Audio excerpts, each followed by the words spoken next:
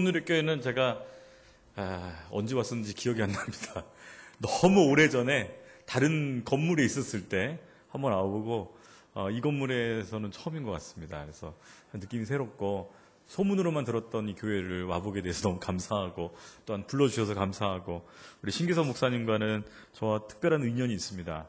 아마 이 요나사에 등장하는 니느웨를 가본 오늘의 교회 유일한 교육자가 신기선 목사님과 저입니다. 예, 대단하죠? 예, 신기선 목사님 보통 분이 아니세요. 이 니느웨 성까지 갔다 오셨으니까. 예, 저도 마찬가지로 대단합니다. 갔다 왔으니까. 저를 잠깐 소개를 좀 하고 말씀을 나누겠습니다. 저는 2000년부터 2003년까지 우리 양재 오늘의 교회 청년부 전도사 하다가 2003년에 중동에 이렇게 갔다가요. 이번 금년 7월에 돌아왔습니다. 약 11년간 떠돌이로 해외를 떠돌다가 드디어 한국에 들어와서 하는데요. 올겨울 너무 춥습니다. 제가 살던 아부다비는 여름에 섭씨 50도가 넘고요. 그래서 아부다비는 사계절이 있습니다. 요즘 12월, 1월 요때는 낮에 섭씨 25도에 30도 사이입니다. 좋죠, 날씨. 바베큐 해 먹고요. 그래서 초여름 날씨 같습니다. 그 다음에 3, 4월이 되면 본격적인 여름이 시작합니다. 이제 40도를 거의 육박하기 시작하고요.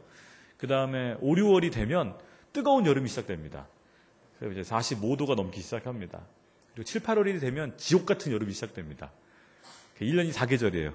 초여름, 여름, 뜨거운 여름, 지옥 같은 여름.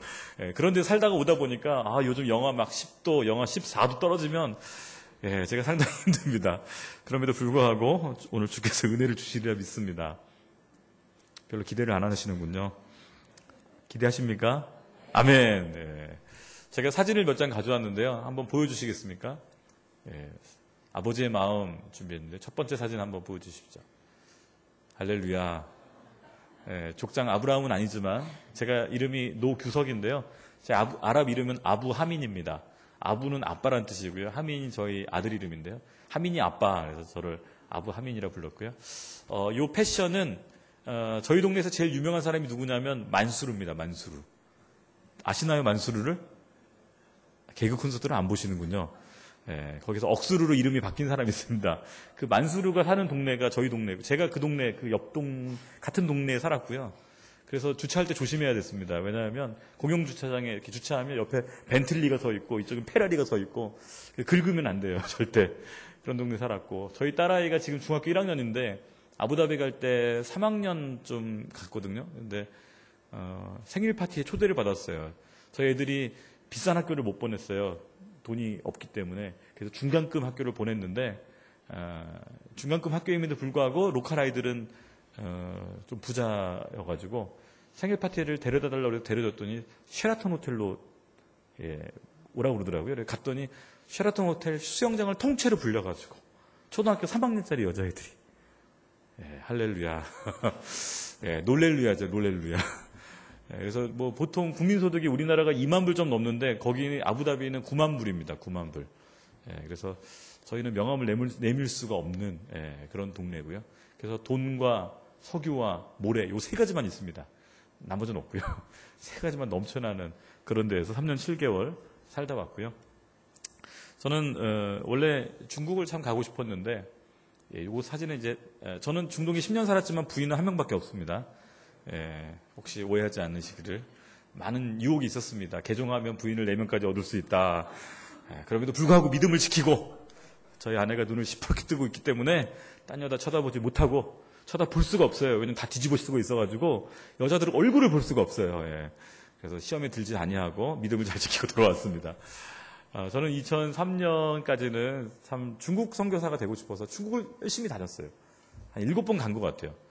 그런데 2003년 여름에 그때 하 목사님이 아프간에 꽂히셔가지고 아프간을 막 이렇게 갔다 오셨어요. 그 여름에 저도 그래서 청년부 데리고 아프간을 갔었죠. 그 여름에 신기선 목사님은 이라크를 가셨어요. 돌아가신 김사무엘 목사님과. 그래서 여러분 아울리치를 가시면 절대 흥분하시면 안 됩니다, 여러분. 저처럼 됩니다. 2003년에 아프간 갔다가 너무 흥분했어요. 교회가 하나도 없더라고요. 제가 아울리치 많이 다 중국을 그렇게 다녔는데 교회 없는 곳은 처음 봤어요. 근데 지하교인 2명이 가정에서 예배를 드리는, 같이 예배 드리면서 제가 너무 도전을 받아가지고 이런 곳에서 선교사로 살아야겠다. 그래서 감히 아내랑 상의하지 않고 흥분을 한 상태로 교회에 보고를 했어요. 선교사로 나가겠다고. 그런데 교회에서는 아프간 갈 사람들이 이미 다 결정됐으니까 그럼 당신은 아프간 말고 이라크를 가라고. 근데 그때 당시 전임 전도사였는데요. 솔직히 아프간은 가겠는데 이라크는 못 가겠다는 얘기를 못 하겠더라고요. 거기가 거기잖아요. 그죠? 같은 전쟁터고. 제가 그렇게 뭔지 몰랐어요. 두 나라 옆에 있는 줄 알았어요. 그만큼 제가 중동에 잘 몰랐는데 그래서 간다고 얘기를 보내주시면 가겠습니다. 뭐 어차피 훈련 받고 하면 한 1년 후쯤 가겠지 생각을 하고 이렇게 얘기를 했어요. 근데 이제 아내랑 얘기를 해야 되는데 이제 언제 얘기하나 이렇게 지켜보고 있었는데요. 갑자기 아내가 울면서 저한테 달려오는 거예요. 이틀 후에. 그래서 왜 그러나 했더니 저는 아직 얘기를 안 했는데 어떤 나쁜 집사님이 제 아내한테 그 얘기를 해버린 거예요. 전사님이 이라크 간대요. 그래서 아내가 난리가 난 거예요. 어떻게 나랑 상의도 없이 그런 중요한 결정을 혼자 할 수 있느냐. 제가 그때만 해도 신혼 초여가지고 간 큰 남자였습니다. 아내가 임신 중이었거든요.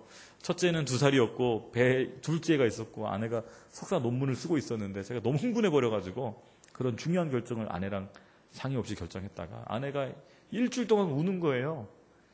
제가 해결이 안 되더라고요. 근데 우리 주님은 참 여호와 일에 준비하시는 하나님이신 것 같아요. 생명의 삶이 생명의 삶이 욥기였습니다, 여러분. 큐티 잘하십시오, 여러분. 아내가 큐티를 통해서 하나님의 이 음성을 듣는데 고난 가운데 욥 그러면서 하나님이 음성을 다 들려주시더라고요. 그래서 저도 교회에다가 오케이 했는데 이틀 후에 교회에서 양지에 있는 훈련센터에 김사무엘 목사님 만나러 가라 그러시더라고요.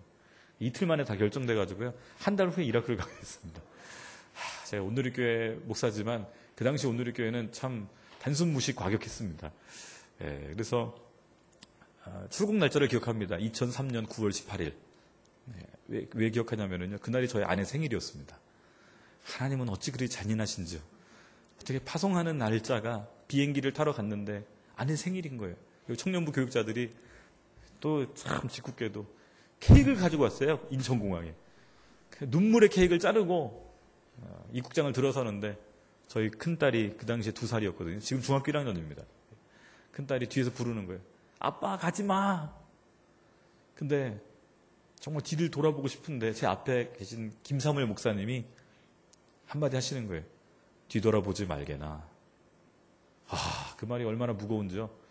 제가 딸아이의 목소리를 들음에도 불구하고 돌아보지 못하고 입국장을 목사님 뒤만 보고 따라 들어갔습니다.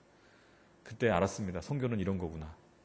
예수님 말씀처럼 아내와 자식과 가족을 뒤로 하고 십자가의 길을 가야 되는구나. 그렇게 이라크를 향해서 떠나게 됐고 이라크에 가서 불과 몇 달 만에 목사님이 아프셔서 한국에 나오셨는데 혈액암이라는 판정을 받고 또 몇 개월 후에 소천하시게 됩니다. 그리고 당시에 화려한 싱글이셨던 우리 북경온누리교회 강부 목사님이 안식년 중이었는데 영국에서 공부하고 있었는데 싱글이라는 이유만으로 지명되어 바그다드로 오셨어요. 오늘은 그렇습니다. 지명하면 가야 됩니다. 그래서 같이 사역을 하다가 갑자기 너무 상황이 안 좋아져서 요르단으로 임시 철수를 했는데 그 와중에 김선일 형제한테 부탁을 했어요. 우리가 없는 동안 예배 좀 인도해달라고. 남아있는 집사님들하고 예배 인도하다가 한 달 만에 납치돼서 죽었어요. 삼수당해서. 그래서 2004년에 온누리교회가 그 김선일 씨 사건에 그렇게 열심히 연루되어서 요건을 바가지로 먹으면서도 그 일을 했던 겁니다. 그리고 한 목사님께서 김선일 형제를 우리의 순교자로 생각하고 우리가 개척한 교회를 대신 맡아서 한 달 동안 설교하고 섬기다가 납치되어 죽었습니다. 그리고 나서는 이라크에 못 들어갔습니다. 들어갈 수가 없죠, 지금까지. 지금은 더군다나 IS 때문에 더 전쟁터가 돼버려서 아주 끔찍하죠. 그리고는 저는 요르단으로 임시 철수한 상태에서 김선일 씨 사건을 다 경험하고 이제 교회에서는 복귀하라고 더 어떻게 할 수 없으니까. 근데 돌아올 수가 없더라고요. 모시고 왔던 김사무엘 목사님도 돌아가시고 같이 예배드렸던 6개월 동안 신앙생활했던 김선일 형제도 죽고 두 사람의 죽음을 보면서 하나님의 부르심이 너무 강렬했습니다. 그래서 단기로 왔던 청년들은 돌아갔지만 저는 남기로 결정하고 또 우리가 가족을 요르단으로 데리고 왔습니다.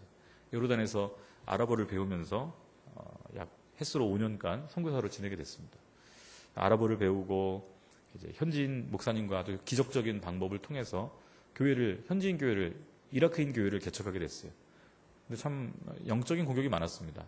개척 예배를 드리기 전주에 아내가 유산을 하여서 굉장히 힘든 상황도 경험했고, 예배 드리고 있는데 밖에서 토마토 던지고 유리병 던지고 고소가 들어가서 비밀경찰에서 교회를 폐쇄하기도 하고, 제가 또 불려가서 조사받기도 하고, 우리 동역하는 목사님도 조사받기도 하고, 참 쉽지 않은 세월을 보내다가 이제 안식년이 되어서 한국에 나왔죠. 나와서 공부를 더 하고 싶더라고요. 이슬람에 대해서 알고 싶어서. 그래서 미국에 있는 플러신 학교에 이슬라믹 스터디라는 전공으로 해서 석사과정을 들어가게 됐는데, 이제 출국하려고 하는데 건강검진 받고 가라고 그러더라고요. 미국은 비싸다고. 그래서 비행기표 다 예약하고 비자 다 받고 출국 앞두고 건강검진 하다가 아침에 아내가 임신했다는 사실을 알게 됐습니다.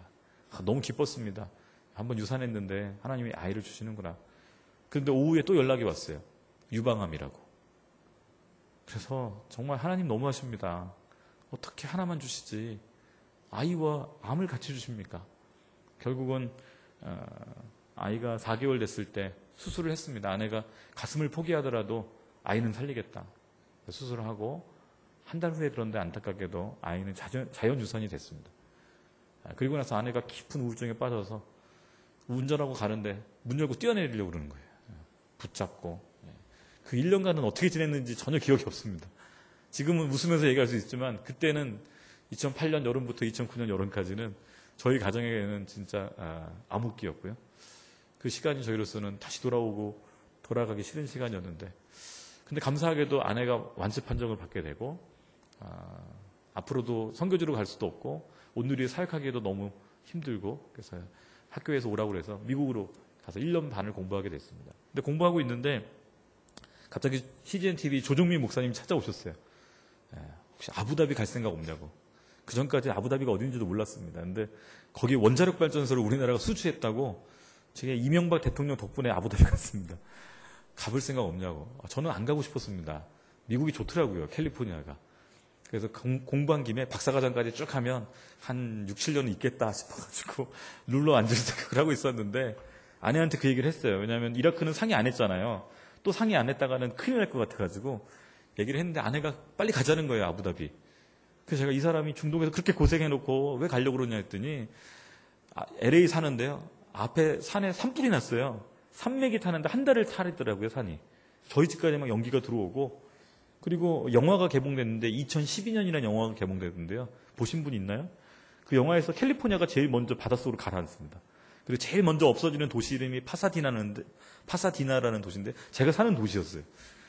이게 영화를 보니까 제일 먼저 없어지는 동네가 우리 동네구나. 근데 지진이 난 거예요, 실제로. 그래가지고, 그래서 그 미국 사람들 표현으로 빅원이 곧 올 거라고, 큰 지진이 올 거라고. 근데 그때 당시에 한 5점 몇이었는데 막 집이 흔들리고, 아내가 그러더라고요. 여기서 죽으면 개죽음이라고. 선교사는 선교지에서 죽어야 된다고. 죽더라도 중동 가서 죽자고. 아부다비 빨리 가자고. 그래서 제가 공부를 마치지 못하고 학위를 포기하고 아부다비로 가게 됐습니다. 아부다비 도착하니까 우리 한국 분들 한 20명 계시더라고요. 그분들하고 예배드리면서 아부다비 온누리교회가 시작되었고, 한 3년 7개월 섬기다 왔는데요. 덕분에 원전에서도 교회도 짓고 두 개나 졌습니다, 건물을. 원전도 쑥쑥쑥 잘 올라가고 있고요. 아부다비 온누리교회는 지금 한 애들까지 한 200명 정도 교회로 성장해서 열심히 선교하는 교회가 됐습니다. 너무 재밌었는데 서울에서 들어오라고 하시더라고요. 그래서 후임 목사님께 잘 넘겨드리고 들어왔는데 서울이 너무 추워요. 근데 이제 안산에 외국인 우리 M센터 내년에 짓게 돼서 그걸 좀 맡으라고 하셔서 사역을 하게 됐습니다. 제 인생 스토리는 이렇고요. 5분 만에 정말 빨리 얘기했네요. 그죠? 파란만장했겠죠. 저희 딸이 그래서 학교를 전학을 나라를 다 다녔어요. 요르단에서 학교 다니고 미국 가서 학교 다니고 아부다비에서 학교 다니고 지금 한국 왔어. 초등학교를 지금 4개 국을 다니면서 4개 교가 아니고 4개 국을 다니면서 적응하는 놀라운 아이로 지금 성장하고 있습니다. 할렐루야. 다음 사진 하나 보여주시겠어요? 중동을 잠깐 설명드리겠습니다. 중동은 북아프리카 제일 많죠. 가장 선교가 안 되고 있는, 그 다음에 선교사가 가장 없는 지역이죠. 아라비아 반도. 레반트라고 불리는 레반트는 프랑스어로 동쪽인데요. 이렇게 세 덩어리고요. 페르시아는 이제 이란어를 씁니다. 이쪽은 아랍어를 쓰고. 제가 있었던 곳은 이라크, 요르단, 아부다비 합쳐서 9년을 제가 있었습니다. 중동에 대해서 할 얘기가 많은데 그 얘기하면 요나 사도께서 선지자께서 힘들어하실 것 같아서 다 하진 않고요. 여러분 중동에 크리스찬이 얼마나 있을까요? 한번 맞춰보시겠습니까? 용기를 내서 한번 몇 명이나 있을까요? 중동에 크리스찬들이. 틀리셔도 괜찮습니다. 예. 누군가 얘기를 해주셔야 되는데 대충 찍어서 용기가 없으시네요. 수원원들에게 한 번만 누가 얘기를 좀 해주세요. 2,000명 믿음이 너무 없으시군요. 예. 또 좀 더 쓰시죠. 2,000명 말고 또 좀 더. 10,000명. 예, 감사합니다. 두 개를 합치면 됩니다. 2,000만 명 있습니다. 다들 표정이 설마 이런 표정인데 아랍어를 쓰는 아랍 크리스찬의 인구가 약 2,000만 명 있습니다. 굉장히 많죠. 저도 깜짝 놀랐어요. 저는 중동에 크리스찬 없는 줄 알았어요. 이라크 갔을 때. 바그다드 갔는데 시퍼렇게 십자가가 있더라고요. 장로교회가 있더라고요. 장로교회가. 깜짝 놀랐습니다. 그 장로교회도 한 400명 모이더라고요. 제가 얼마나 놀랐는지 모릅니다. 중동 크리스찬이 아랍 크리스찬들이 한 2,000만 되고요. 이집트의 크리스찬만 1,000만입니다. 물론 이제 동방교회, 캐톨릭, 콥틱, 그다음에 장로교, 개신교 다 합친 숫자입니다. 그래서 중동에서는 종교가 두 개밖에 없죠. 이슬람, 기독교. 기독교 인구는 2,000만이지만 사실은 퍼센트로 말하면 한 2%, 3%밖에 안 됩니다. 이라크에도 80만 이상의 크리스찬이 있었고 시리아는 인구의 12%가 크리스찬입니다. 요르단도 6% 정도 됩니다. 레바논은 국교가 없습니다. 레바논은 크리스찬 인구가 더 많습니다. 그래서 레바논이 건국됐을 때는 대통령은 항상 크리스찬, 국회의원도 크리스찬이 더 많습니다. 근데 지금은 크리스찬들이 하도 힘들어가지고 유럽과 미국으로 다 이민 가버려서 숫자가 점점 줄어들고 있어요. 그래서 중동에 평화가 안 오는 겁니다. 요르단 국왕께서 말씀하시더라고요. 여기 김장환 목사님이 작년에 요르단 오셨었는데 국왕하고 만나서 얘기하는데 요르단 압둘라 국왕이 그러더래요. 중동의 평화를 위해서는 아랍 크리스찬이 늘어나야 됩니다. 아니 이게 무슬림 왕이 이게 무슨 얘기를 하는 건가? 유대인과 무슬림이 맨날 싸우는데 그 중간에서 화해를 할 수 있는 사람은 크리스찬밖에 없습니다. 근데 크리스찬들이 다 떠납니다. 중동은 중간지대가 점점 없어지고 있습니다. 피스메이커가 없어지고 있습니다. 사실입니다. 도리어 무슬림들이 얼마나 많이 죽이고 짓밟는지 모르겠습니다. 제가 이라크를 갔는데 이라크 크리스찬이 말하는 거예요. 이라크 교회는 역사가 2,000년이 됐다고. 우리 한국 교회는 이제 120년 됐는데. 물어봤어요. 그럼 누가 이라크 교회를 처음 개척했느냐? 누가 개척했을까요, 여러분? 한번 힌트를 드리겠습니다. 12사도 중에 한 명입니다. 갑자기 12분의 1의 확률로. 누굴까요? 한번 아는 사도, 12사도 중에 아무나 얘기해 보십시오. 누가 감히 이라크에 가서 선교를 했을까요? 여러분 마음속에 여자분들이 친근한 부엌에 계시는 분. 누가 갔을까요? 맞추셨습니다. 박수 한번. 네. 제가 힌트를 너무 많이 드렸죠? 도마 사도가요. 그 의심 많은 도마가 이라크 가서 선교했대요. 그리고 거기서도 머물지 않고 인도까지 갔대요. 인도까지 교회 개척하고 사역을 했대요. 이라크 교인들이 그러는 거예요. 도마 사도께서 이라크 교회를 시작하셨다고. 이집트에 갔더니요. 이집트 교회는 누가 시작했는지 아세요? 이 정도는 아셔야 되는데. 힌트를 드리겠습니다. 사복음서를 쓴 사람 중에 한 사람입니다. 4분의 1인데 때려 맞추십시오. 사제선자에 강하시잖아요. 누가 썼을까요? 누가 썼을까요? 가장 작은 분량을 쓴 사람입니다.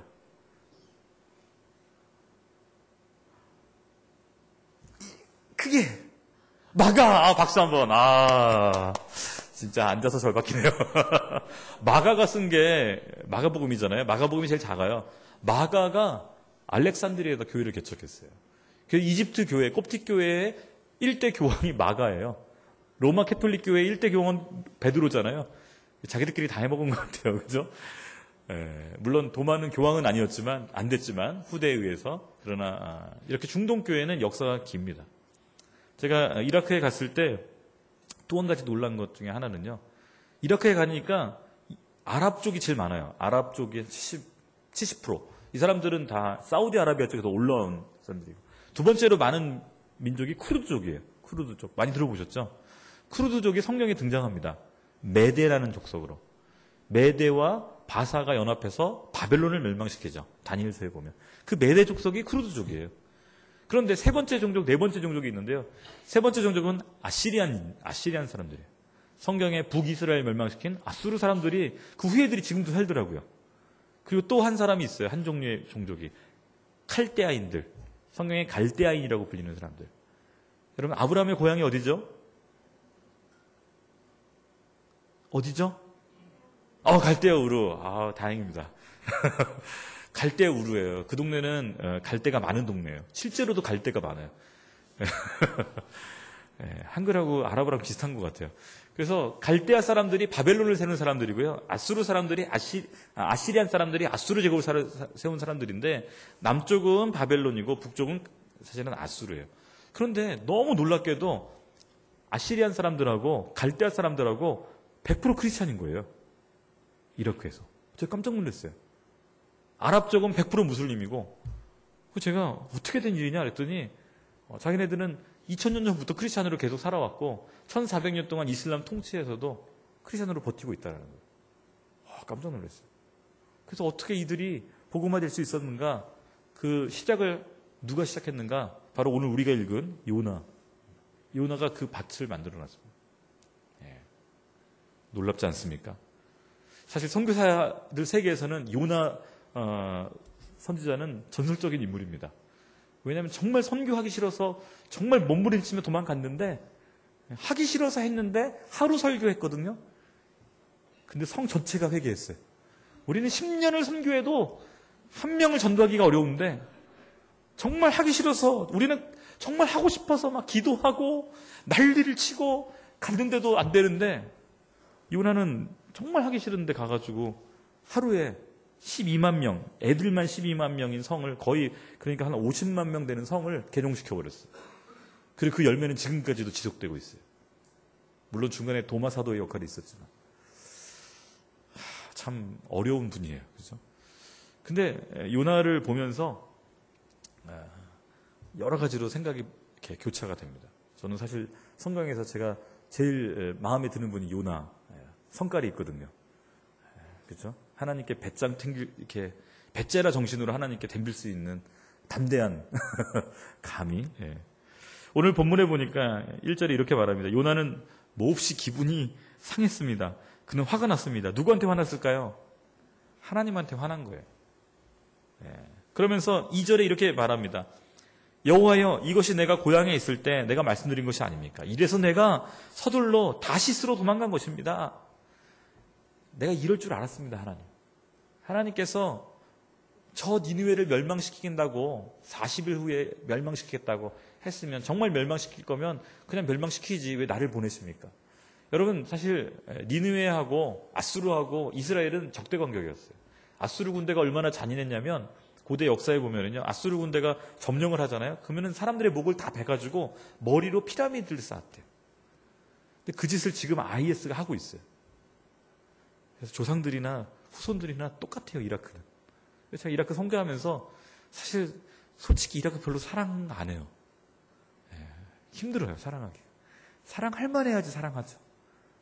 아프리카 사람들은 사랑하고 싶어요, 불쌍해서. 이라크 사람들은 사랑이 안 돼요. 내 사랑하는 김선일 형제도 죽였고 우리 사랑하는 이라크 크리스찬들도 얼마나 많이 죽이는지 몰라요. 지금 모술이 점령당했는데요. 교회 다 불태우고 목사님, 장로님들 잡아다 죽이고 최근에는 8살짜리 아이들을 죽였어요. 이슬람으로 개종하지 않는다고. 순교자가 8살짜리 애들이 지금 이라크에서 순교하고 있어요. 그래서 제가 기도할 때마다 용서가 안 돼요. 저도. 요나의 마음이 100% 이해가 돼요. 이런 놈들은 하나님 기회를 주시면 안 됩니다. 그냥 확 쓸어버리십시오. 선교사가 할 말은 아니죠, 여러분. 여러분들 지금 속으로 목사님이 좀 위험하게 발음하시네. 저도 솔직히 예수님처럼 기도하고 싶어요. 주여 저들이 하는 짓을 알지 못합니다. 용서하여 주시옵소서. 이 기도가 안 나와요. 저들은 지들이 하는 일을 다 알고 있습니다. 그럼에도 불구하고 저렇게 악하게 하고 있으니 주님 굳이 용서하실 필요 없으시고 선교사 보내실 필요 없으시고 그냥 저렇게 살다가 지옥 가라고 해주십시오. 이게 저의 솔직한 마음이에요. 그게 요나의 마음이에요. 내가 이럴 줄 알고 내 니느웨 안 가려고 그랬습니다. 이게 요나의 마음이에요. 요나가 어떻게 했죠? 안 가려고 배 타고 반대 방향으로 가잖아요. 동쪽으로 가라 그러는데 서쪽으로 가잖아요. 그런데 배 탔는데 깨어있으면 멀미나잖아요. 그죠? 요나는 배를 타본 적이 없어요, 여러분. 육지의 사람이고 광야의 사람이고. 배 처음 탔으니까 얼마나 힘들겠어요. 그냥 내리 자는 거죠. 또 괜히 깨어있다가 하나님 음성 들리면 어떡해요? 일단 자야죠. 음성 안 들으려면 자야 돼요. 설령 꿈에 나타나실지라도 일단 자야지. 기도를 안 해야지. 안 들으니까 요나가 열심히 잔 거예요. 근데 어떻게 해요? 하나님은 가만 놔두지 않으시죠. 파도가 줄렁줄렁. 보셨군요. 파도를 계속 보내셔서 폭풍우를 보내셔서 배를 흔들어 놓으시잖아요. 다 깨우잖아요. 결국 어떻게 됩니까? 요나가 어떻게 되죠? 설마 모르시는 건 아니시죠? 한국에 심청이가 있다면 이스라엘에는 요나가 있습니다. 인당수에 빠졌지만 요나는 지중해 바다에 던짐을 당하는. 그런데 어떻게 되죠? 요나가 수영을 잘했을까요? 이스라엘 사람은 기본적으로 수영을 못합니다. 광야의 사람들에서. 바다도 제대로 본 적이 없는 사람들이에요. 그런데 물에 빠지면 얼마나 버틸 수 있을까요? 1분? 2분? 제가 보기에는 1분도 못 버텼을 거예요. 바로 꼬르륵. 나이도 좀 있으셨거든요, 연세도. 근력이 딸려가지고 수영도 잘 못하세요. 근데 등장하는 한 가지 존재가 있습니다. 빠밤, 빠밤. 고래가 등장하죠. 그 고래께서 요나를 먹어버리죠. 근데 이 고래가 그냥 우연히 지나가다 먹었을까요? 아니면은 준비되었을까요? 성경에 보면 하나님이 고래를, 큰 물고기를 준비하셨습니다. 큰 물고기를 보내셨다고 기록하고 있어요. 보냄받은 고래. 전문 용어로 말하면 사도 고래입니다. 사도라는 말이 보냄받은 자를 사도라고 그러거든요. 그래서 바다 세계에서 드디어 사도가 등장했는데 이 고래가 순종을 잘해요. 정확한 타이밍에 정확한 위치에 있었어요. 사도 고래께서 조금만 늦게 가셨어도 요나는 수장되는 거예요. 그리고 정확한 위치에 있었어야 돼요. 너무 멀리 있어도 안 되고. 그리고 또 하나 가지는 먹었는데 씹으면 안 돼요. 그래서 어떻게 했어요? 삼켰어요. 여기 앞에만 재밌으신 것 같아요. 저 뒷분들 좀 재미없으신 것 같아요. 그래서 고래가 3일간을 머금고 있었어요. 여러분 3일 동안 음식을 머금고 있어 본 적 있으신가요? 사탕을 입에 물고 3일간 있어 본 적 있으신가요? 고문이에요. 힘든 일이에요. 소화도 못 시키는 거예요. 고래께서는 요나를 드셔서 씹지도 않고 소화도 안 시키고 3일 동안 금식하신 거예요. 왜냐하면 이게 움직이면 죽잖아요.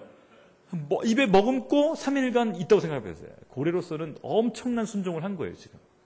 불순종하는 이 요나 한 사람 때문에 고래가 정말 요나보다 순종을 잘했어요.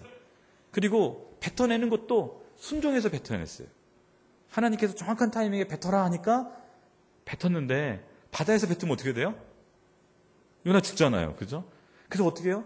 육지까지 또 헤엄쳐 가주셨어요. 지중해 한 바다 한복판에서. 그리고 정확한 위치에 육지에 딱 떨어질 만한 위치에서 내뱉어 주신 거예요. 너무 또 이렇게 육지에서 멀리 내뱉으면 수영해서 못 가잖아요. 요나도 3일간 굶었는데. 고래의 순종을 기억하십니까, 여러분? 요나와 대비되는 이 엄청난 고래의 순종. 덕분에 요나가 회개할 기회를 얻었어요. 그리고 육지에 떨궈져서 니느웨를 가는 거예요. 그런데 니느웨를 가지만 요나 입장에서는 목숨을 건 거예요. 왜냐하면 니느웨와 이스라엘은 적대 관계예요. 가서 전해야 되는 메시지는 축복의 메시지가 아니에요. 니느웨 성에 가가지고 생각해 보십시오. 지금 유대인 요셉 슐람 우리 아니면 키스 인트레이트 목사님 우리 오늘리께서 많이 말씀 전하는 이스라엘 목사님 계시거든요. 그 이스라엘 목사님 보고 지금 IS가 가득한 저 모술에 가서 만약에 니네 IS 이 나쁜 놈들 하나님이 너희를 징벌하신다. 40일 후에 니네 다 망한다. 만약에 그렇게 가라고 하면 가겠습니까? 미치지 않고서야 못 가죠. 가면 죽을 텐데, 참수당할 텐데. 뻔하거든요. 지금 요나가 그 상황인 거예요. 가면 죽는 거예요. 그러나 어차피 고래 뱃속에서 한번 죽었기 때문에 죽자 하고 간 거죠. 그래 가서 일단 하나님이 시키셨으니까 마지못해서 메시지는 전해야 되는 거예요. 그런데 성경에 보니까 요나서 3장에 보니까 그 성이 얼마나 컸는지 통과하는 데만 3일 걸렸대요. 걸어서. 그런데 요나가 사실은 3일간 선포를 해야 되는 거예요. 성을 다 경고하려면. 근데 3일 가기 싫으니까 하루만 갔어요. 그래서 제가 상상해 봤어요. 어떻게 요나가 메시지를 전했을까? 제가 생각해 이랬을 것 같아요. 속으로 니느웨는 40일만 망한다. 믿거나 말거나. 옹알옹알 하면서 다녔을 것 같아요. 그리고 나중에 하나님 저 할 거 다 했습니다. 예, 끝 이랬을 것 같아요. 아니면 여기서 니느웨는 저쪽 가서 40일 저쪽 가서 망한다. 저쪽 가서 니네 사람들이 모여가지고 쟤 뭐라고 하고 다니냐? 자기들끼리 조합을 해보니까 이상한 메시지인 거예요. 왕한테 보고했더니 왕이 갑자기 회개하라고. 그래서 왕부터 짐승까지 다 회개해버리잖아요. 하루 만에. 근데 니느웨가 이런 거라고는 상상 못했던 일이 요나 눈앞에 벌어진 거예요. 그리고 요나가 불안한 거예요. 이 성이 회개하면 안 되는데 회개 안 해야지 망하는데 그래서 어떻게 해요? 하나님한테 지금 승질 내는 거예요. 그리고 뒷동산에 올라가서 망하나 안 망하나 40일간 보겠다는 거예요. 지금 니느웨를. 요나의 심정이에요. 왜요? 이 악한 자들은 마땅하다는 거예요. 오늘 이렇게 말합니다. 주께서는 은혜롭고 동정심이 많은 하나님이시고 진노하는데 더디시고 사랑은 충만하시며 재앙을 내리는 것을 주저하시는 하나님이신데 그 하나님은 이스라엘의 하나님이십니다. 하나님은 은혜롭고 자비롭고 동정심이 많으신데 이스라엘을 향해서만 동정심이 많으셔야 됩니다. 저 이방놈들을 향해서는 이스라엘을 괴롭히는 저놈들은 망해야 합니다. 저주받아 소돔과 고모라처럼 멸망시켜 주십시오. 저들은 우상숭배자들입니다. 이게 요나의 마음이에요. 성경적으로는 굉장히 올바른 성경적인 관을 갖고 있어요. 근데 그에게 한 가지 실수는 하나님을 이스라엘만의 하나님으로 알았어요. 이스라엘만의 하나님으로 인식했어요. 그런데 하나님은 이스라엘만의 하나님으로 머물고 싶지 않으셨어요.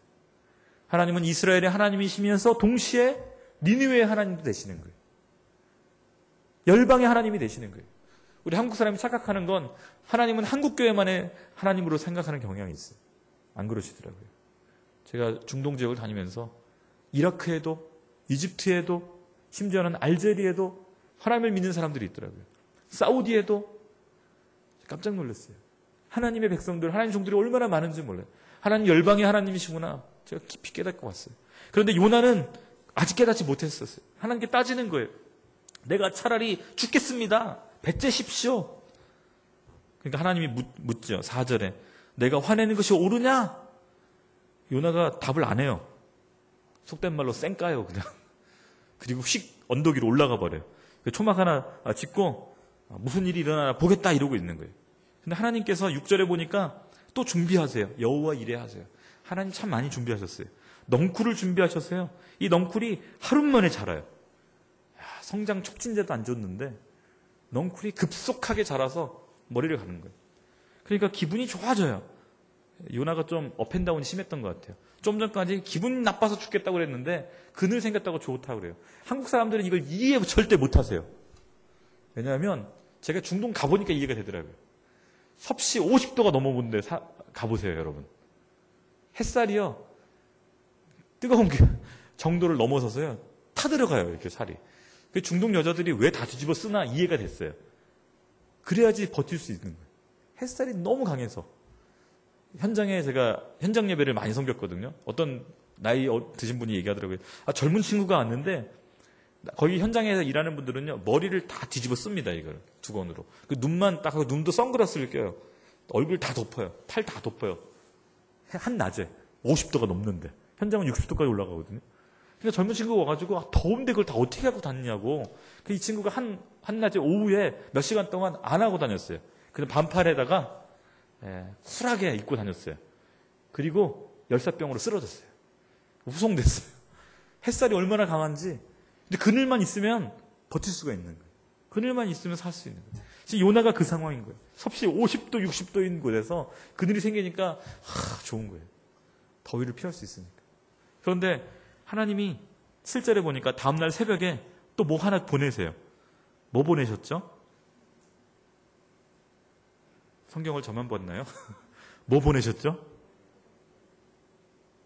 좀 크게 얘기해 주세요. 벌레를 보내셨어요. 이 벌레는 보냄받은 벌레예요. 전문 용어로 하면 사도벌레. 곤충계의 최고의 영예로운 존재예요. 이 벌레가 자기가 오고 싶어서 온 게 아니에요. 하나님이 보내셨어요. 이 벌레를 지명하여 불러서 너는 내 것이라 가서 저 넝쿨을 씹어 먹어라. 그래서 이 벌레가 넝쿨을 밤새 씹어 먹었어요. 자기 몸보다도 더 몇 배 되는 분량을. 엄청난 순종을 한 거예요, 이 벌레도. 초벌레적인 능력을 발휘해서 하룻밤 사이에 넝쿨을 끝장내버렸어요. 할렐루야. 이런 명령을 저에게 안 주셔서 얼마나 감사한지. 하룻밤 만에 다 먹어치워라. 할렐루야. 그랬더니 그 다음날 하나님이 또 준비하셨어요. 8절에 보니까 해가 뜨자 하나님께서는 뜨거운 동쪽 바람을 준비하셨습니다. 하나님 준비 많이 하셨어요. 바람이 한번 싹 부니까 가뜩이나 말라 비틀어진 넝쿨이 어떻게 돼요? 싹 날아가 버리죠. 그러니까 햇빛이 또 쫙 쬐니까 이번에 또 요나가 하나님한테 이렇게 말해요. 내가 사는 것보다 죽는 것이 낫겠습니다. 요나는 주로 하나님한테 협박해요. 내 죽겠다고 막. 여러분, 근데 여러분은 그렇게 하시면 안 돼요, 여러분. 함부로 했다가는 큰일 나요, 여러분. 그건 요나니까 지금 이렇게. 그리고 요나 정도 고생을 하시는 분들은 할 수 있는데요. 요 정도 각오가 안 돼 있는 분들은 하시면 안 돼요. 요나가 하나님한테 또 이렇게 막 죽겠다고 하니까 하나님이 내가 이 넝쿨 때문에 화내는 게 옳으냐? 하나님 계속 물어봤어요. 네가 화내는 게 옳으냐? 옳으냐? 2번이나 물어보세요. 그랬더니 요나가 이젠 답해요. 그렇습니다. 화가 나서 죽을 지경입니다. 저 니느웨 때문에 죽을 지경인데 이 넝쿨 때문에 또 죽을 지경입니다. 저놈의 벌레 때문에 죽을 지경입니다. 하여간 입에 한국 사람하고 좀 비슷하죠, 기질이? 우리도 그러잖아요. 배불러도 죽고 더워도 죽고 추워서 죽고 우리랑 비슷해요, 요나가 기질상. 여러분 그런 기질은 안 닮으시기를 바랍니다. 아멘이 없네요. 죽겠다는 말 하지 마십시오. 할렐루야. 어려워도 살겠다고 하십시오. 하나님께서 이렇게 답하십니다. 네가 가꾸지도 않고 기르지도 않은 넝쿨을 아꼈거늘 하룻밤에 사라진 이 넝쿨을 아꼈는데도 11절에 그런데 오른손과 왼손도 구별하지 못하는 사람. 여러분 오른손과 왼손을 구별하지 못하는 사람은 도대체 누굴까요? 애들이죠, 애들. 어린아이들이 왼손과 오른손 구별 못해요. 어른들은 다 하지만. 어린아이만 12만 명 있는 이 성읍, 가축도 많이 있는 성읍 내가 아끼지 않겠느냐. 그리고 다음에 점점점 끝나요. 요나가 말대답을 못해요. 죽겠다고 못 덤벼요. 하나님 말씀에 수긍하게 됐어요. 깨닫게 됐어요. 하나님은 니느웨의 하나님도 되시는구나. 니느웨도 사랑하시는구나. 여러분 성경 구절 제가 2구절 준비했는데요. 한번 보여주시겠습니까? 저 그림을 안 보고 지나갔네요. 어쩔 수 없습니다. 2번째 구절 한번 보십시오. 그러니 그들에게 말하여라. 내 삶을 두고 맹세한다. 하나님이 말씀하시는 겁니다. 나는 악인의 죽음보다는 오히려 그들이 자기 행동으로부터 떠나 사는 것을 기뻐한다. 이게 하나님의 본심입니다. 하나님의 본심이 뭐예요? 악인이 멸망당하는 것보다 그들이 회개하고 사는 것을 내가 원한다. 요즘 큐티하십니까? 예레미야에서 나오는 얘기들이 그거예요. 회개하라. 회개하라. 돌이키라. 너희의 악한 행동으로부터 떠나라. 이스라엘 족속아 너희가 왜 죽으려 하느냐. 주 여호와의 말이라. 하나님은 니느웨가 살기를 원하셨어요. 비록 죄인들이고 마땅할 만한 죄악을 저지르고 있지만 그들도 회개하고 돌아오는 것을 하나님 원하셨어요. 기회를 주고 싶으셨어요. 그래서 요나를 보내셔서 메시지를 전하게 하신 거예요. 기회를 주신 거예요. 그리고 니느웨는 회개하고 구원을 얻습니다. 물론 불과 몇십 년 후에 나홈 선지자의 예언에 따라 멸망당하긴 해요. 그러나 그 후손들이 복음을 받아들이고 1400년의 이슬람의 통치 속에서도 믿음을 지키는 자들로 지금까지도 8살 아이들이 예수님 믿겠다고 목배임을 당하면서도 이슬람으로 개종하지 않는 아시리안으로 기독교인으로 살고 있는 거예요.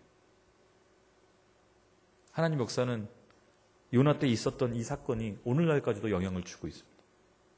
제가 요나서를 묵상하고 한국에서는 와닿지 않았던 이야기들이 선교회는 이렇게 가니까 와닿더라고요.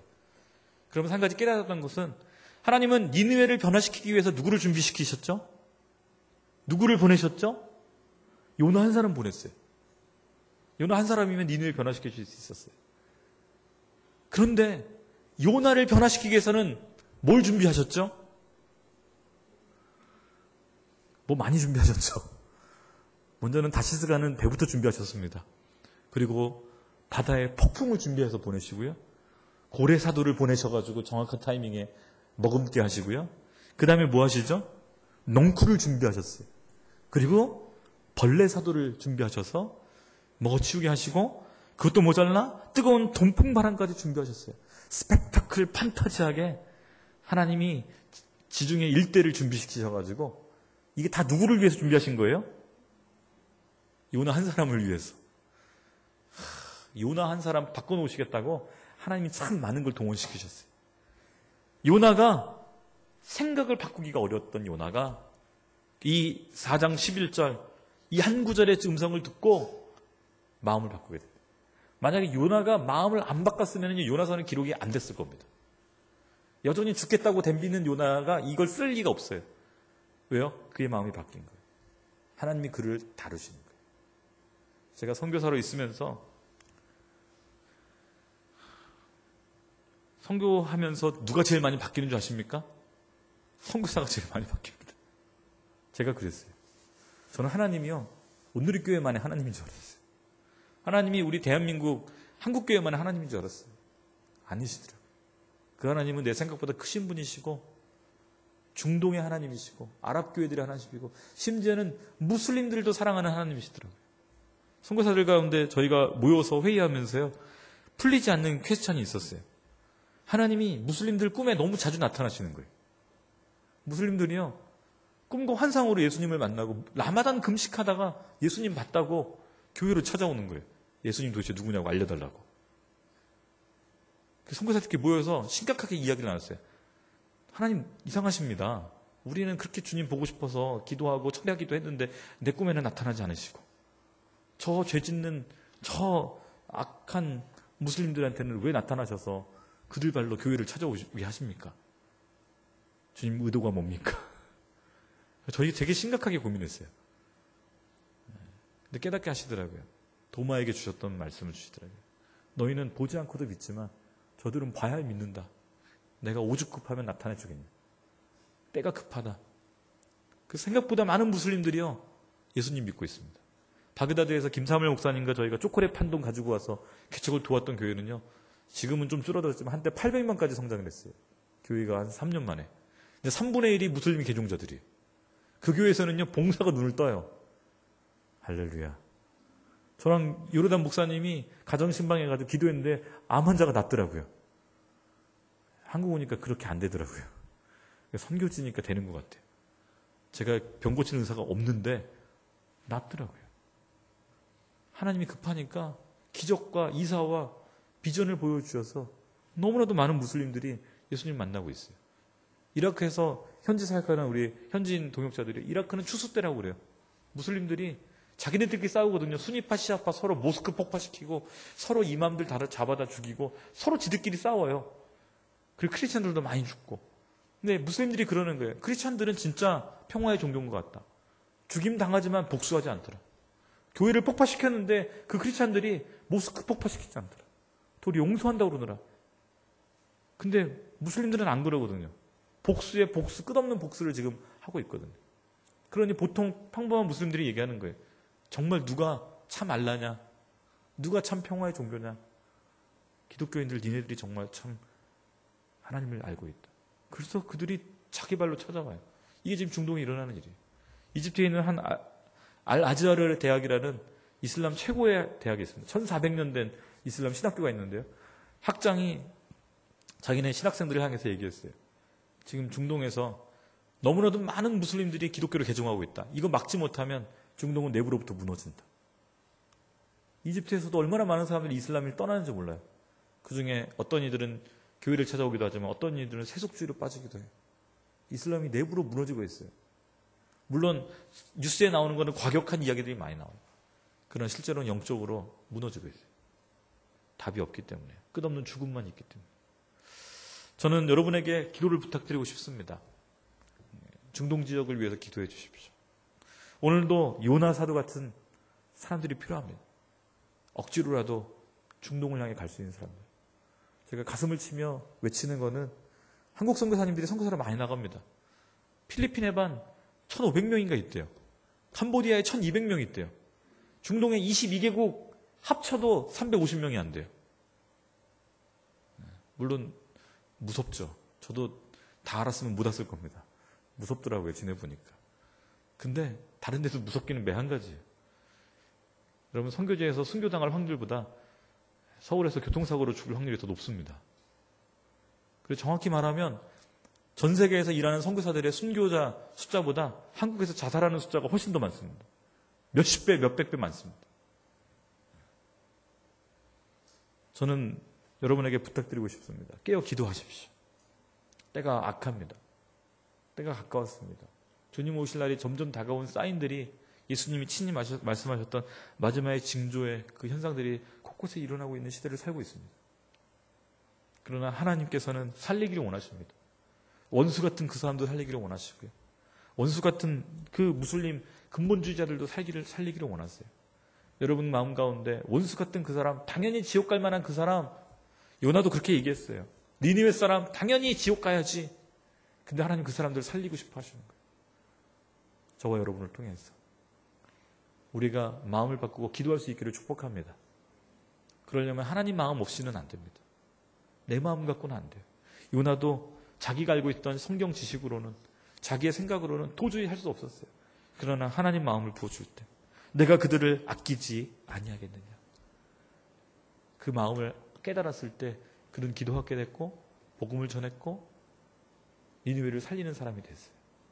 오늘도 하나님은 그 사람을 찾습니다. 주의 마음을 품은 자, 한 영혼을 위해서 울 수 있는 자, 한 영혼을 위해서 죽음의 땅으로 갈 수 있는 사람. 저와 여러분이 이 마지막 시대 때 아버지의 마음 품은 자들로 사시기를 축복합니다. 같이 기도하겠습니다. 하나님 아버지, 이 시간, 짧은 시간이지만 요나 사도를 통해서 하나님 마음을 살짝 경험했습니다. 하나님, 우리 마음 가운데 그 원수 같은 그 사람, 나를 괴롭히고 공격하는 그 사람, 당연히 지옥 갈 만하다고 말하는 그 사람, 하나님은 악인이 죽는 것을 기뻐하지 아니하시고 그가 돌이켜 사는 것을 원한다는 그 음성을 들었습니다. 내가 이들을 아끼지 아니하겠느냐? 좌우를 분별하지 못하는 이 12만 명을 내가 아끼지 아니하겠느냐? 지금도 중동 땅을 향해서 자신들이 하는 것을 알지 못하고 크리스천들을 십자가에 못 박고 교회를 불태우고 8살 먹은 아이를 목 베이는 그 악한 자들, 우리가 보기엔 주님 그들을 심판해달라고 말하고 싶지만 주님은 그들조차도 살리기를 원하신다는 그 마음, 주님 감당할 수 없지만 주님의 마음을 우리에게 부어주시옵소서. 그래서 힘들지만 원수를 위해 기도하게 해주십시오. 차마 용서한다라고 말하기는 어렵지만 주님 기도부터 시작하겠습니다. 주님 그들을 불쌍히 여겨주시고 주님 그들도 회개할 기회를 주시고 주님 우리에게도 우리의 완악한 마음이 돌이키게 되어 주님의 마음 품는 자들 되게 하여 주시옵소서. 특별히 우리 수원오누리교회 성도님들 마음 가운데 아버지의 마음을 부으셔서 그 악한 자라도 그 사람 위해서 기도하는 그 용서의 기도, 십자가의 기도, 주님 그 기도할 수 있는 하나님의 사람들 되게 하여 주시옵소서. 주님을 사랑합니다. 감사합니다. 주님 홀로 영광받아 주시옵소서. 감사드리며 예수님의 이름으로 기도하였습니다. 아멘. 우리 말씀을 기억하시면서 우리를 향한 또 열방을 향한 하나님의 사랑을 믿음으로 고백하고 선포했으면 좋겠습니다. 이 찬양 같이 한번 부르시고 우리 기도했으면 좋겠는데, 그의 생각 셀 수 없고 그의 자비 무궁하며 그의 성심 날마다 새롭고 그의 사랑 끝이 없단다. 그의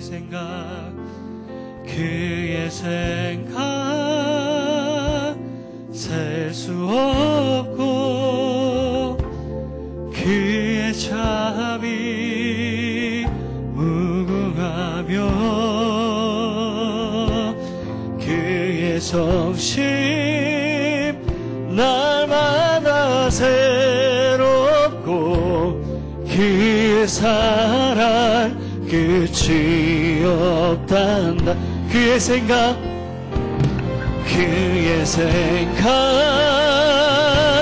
셀 수 없고 그의 자비 무궁하며 그의 성심 날마다 새롭고 그의 사랑 끝이 없다. 그의 생각 셀 수 없고 그의 생각 셀 수 없고 그의 자비 무궁하며 그의 성심 날마다 새롭고 그의 사랑 끝이 없단다.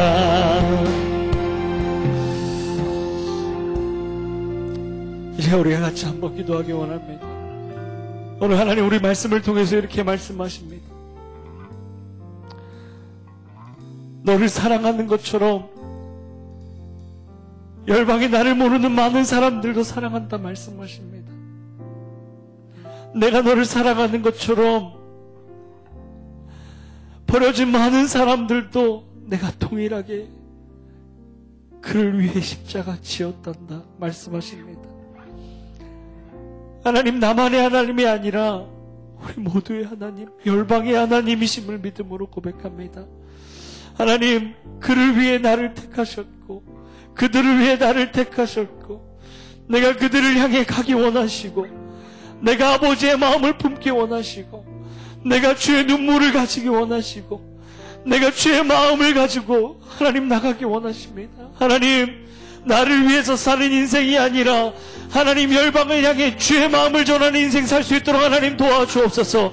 나를 위해 사는 인생이 아니라 주를 위해 사는 삶을 기꺼이 선택하는 내 삶이 될 수 있도록 인도하여 주시옵소서.